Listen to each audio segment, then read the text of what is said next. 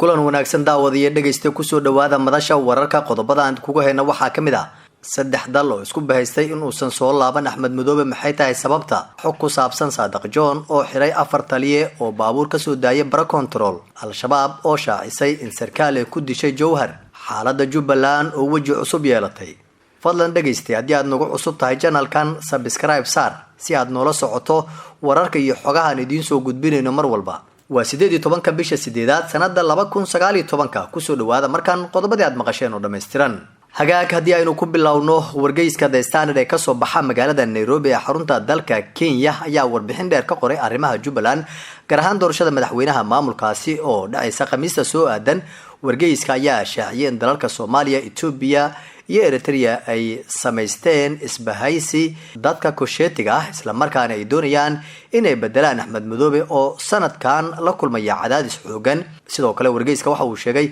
in isbahaysiga ay sameysteen dalalkan ay muhiimada koobaad siinayaan sidii looga guuleysan lahaa isla markaana meesha looga saari lahaa madaxweyne Axmed Maxamed Islaam Madoobe oo xafiiska joogatay markii la aasaasay maamulka Jubbaland dhanka kale wargeyska The Standard ayaa tilmaamay in Kenya ay wado dadaalo ay ku doonayso in markii saddexaad Axmed Madoobe uu ku soo baxo doorashada maamulkaasi oo Khamiista la filayo inay dhacdo taliyaha qaybta booliiska gobolka Banaadir Saadiq Umar Xasan Saadiq John ayaa habeen hore xiray afar taliye oo ka tirsanaa booliiska Soomaaliyeed iyo sidoo kale cidii la shaqeynaysay sida la shaaciyay taliyaha la xiray ayaa madax ka ahaa afar control oo ku yaala magaalada Muqdisho isla markaana ka tirsan aagaga lama soo dhaafaanka ah ee magaalada Muqdisho sidoo kale waxa la xiray ciidankii halkaasi ku sugnaa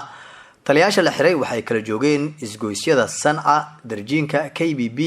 iyo sidoo kale control kale oo ka tirsan degmada Wadajir ee gobolka Banaadir waxaana loo haystaa gaadiid ay soo daayeen kuwaas oo ay lahaayeen mas'uuliyiin ka tirsan dawladda federaalka Soomaaliya qaarkood oo ay soo damiinteen waxaa jira amar ah in aan la soo dayn karin wax gaadiid ah cidii doonta ha wadatee si loo xaqiijiyo amniga iyo in dhibaato caasimada aanay ka dhicin askar ka tirsan ciidamada booliiska Soomaaliyeed isla markaana ku jira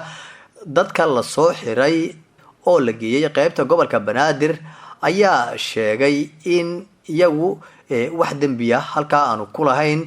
warka soo baxa al-shabaab ayaa lagu sheegay in xalay dagaalyahano ka tirsan kuwooda ay sarkaal ka tirsan ciidamada dawladda federaalka Soomaaliya ku dileen gudaha magaalada Jowhar ee xarunta maamulka Hirshabelle